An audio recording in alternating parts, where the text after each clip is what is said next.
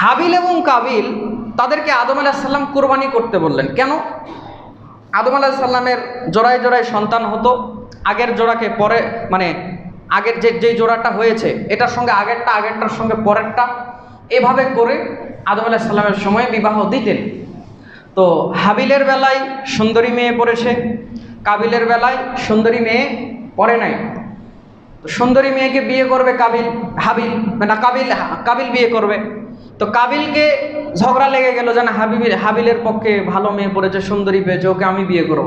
তো তখন আদম আলাইহিস সালাম বললেন, তোমরা দুজন কোরবানি করো, যার কোরবানি কবুল হবে তারটা আগুনে খেয়ে যাবে, আর যারটা আগুনে খেয়ে যাবে সেই সুন্দরীকে বিয়ে করবে। কথা বলুন ঠিক কিনা? শোনেন নাই ঘটনা?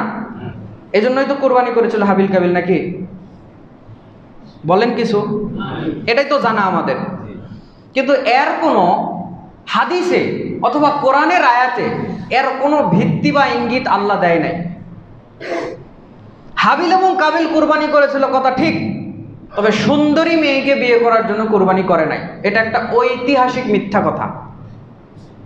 আমি আবারও বলছি, সালাতের পরে প্রয়োজন হলে আপনি আমার সাথে কথা বলবেন, আগেই বাইরে গিয়ে বদনাম করার দরকার নাই। আগে একটা উদাহরণ দিয়েছি, 60 বছর একজনকে আব্বা বলে ডাকছেন, আমি বলছি এটা আপনার আব্বা নয়, মাথা গরম হওয়া স্বাভাবিক।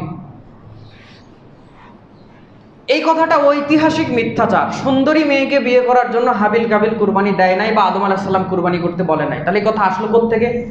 তাফসিরের কোন কিতাবে এইরকম ঘটনা কিছু কিছু মুফাসসির উল্লেখ করেছেন, যার মধ্যে একজন ইহুদি পণ্ডিত আছে। সবচেয়ে বেশি তার মাধ্যমে ইসলামে এসব ইসরায়েলি কথাবার্তা বেশি এসে ঢুকে গেছে।